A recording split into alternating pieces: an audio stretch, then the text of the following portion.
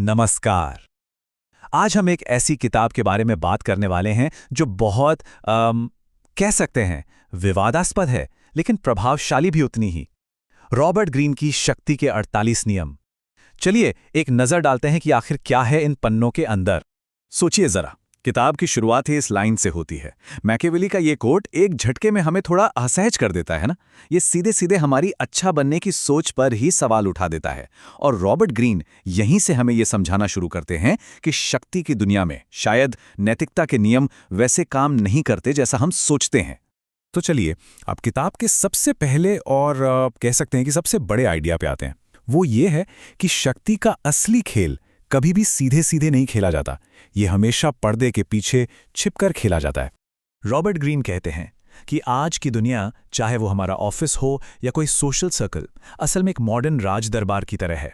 यहाँ पर अगर कोई खुलेआम अपनी महत्वाकांक्षा दिखाए तो उसे सजा मिलती है, और जो चालाकी से काम लेता है उसे इनाम। ये एक स्टेज है जहां हर कोई एक किरदार निभा रहा है।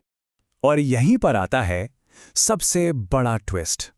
एक है वो चेहरा जो हम दुनिया को दिखाते हैं, एकदम सभ्य, नेक और न्याय करने वाला। लेकिन असलियत, पर्दे के पीछे की कहानी बिल्कुल अलग है। वहां खेल चलता है छल कपट का, धोखे का और गहरी रणनीति का। तो फिर करें क्या? जवाब इस एक लाइन में छुपा है। मतलब इरादे भले ही लोहे जैसे मजबूत हों, लेकिन तरीका मखमल जैसा नर्म होना चाहिए। अपनी असली ताकत को हमेशा एक सौम्य और आकर्षक मुखौटे के पीछे छिपाकर रखो।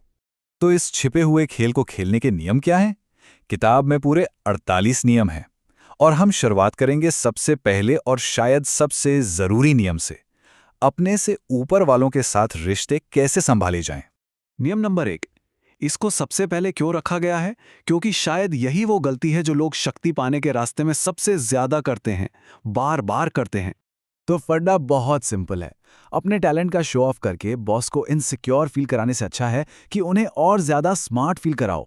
अपनी कामयाबी का क्रेडिट उन्हें दो, उन्हें चमकने दो। ये कहावत इस बात को एकदम साफ कर देती है। बॉस जो है वो सूरज है और बाकी सब सितारे। और अगर कोई सितारा सूरज से ज्यादा चमकने की कोशिश करेगा तो क्या होगा? वो आसमान से गायब कर दिया जाएगा। ठीक है, तो बॉस को तो खुश कर दिया, लेकिन शक्ति का खेल सिर्फ इतना ही नहीं है।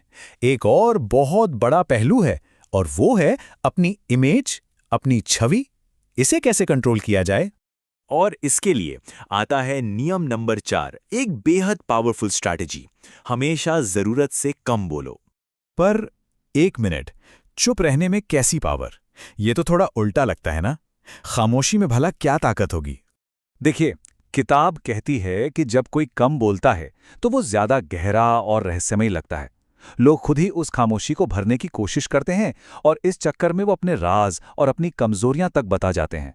और हाँ, कुछ बेवकूफी भरा कहने का रिस्क भी तो कम हो जाता है। लेकिन रुकिए, यहाँ एक कैच है। चुप रहने का मतलब ये बिल्कुल नहीं है कि भीड़ में गुम हो जाओ। नहीं, ग्रीन ये भी कहते हैं कि अटेंशन पाना बहुत जरूरी है। तो एक बैलेंस बनाना है।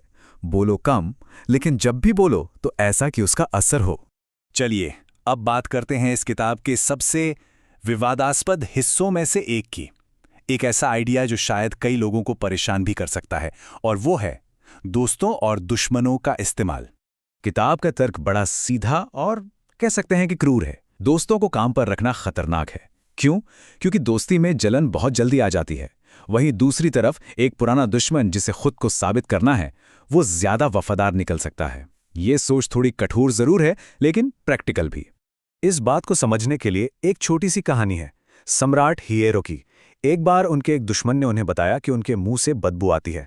ये बात उनकी रानी ने उन्हें कभी नहीं बताई थी। सोचिए, एक दुश्मन की कड़वी सच्चाई एक दोस्त के मीठे झूठ से ज्यादा कीमती हो सकती है।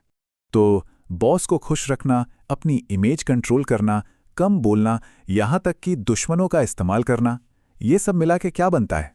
किताब इस तरह के इंसान को एक नाम देती है, आधुनिक दरबारी।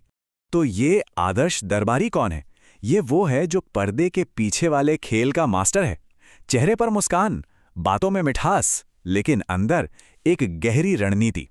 ये लोग अपने असली इरादे छिपाकर रखते हैं और अपने विरोधियों को बड़ी चालाकी और धोखे से मात देते हैं।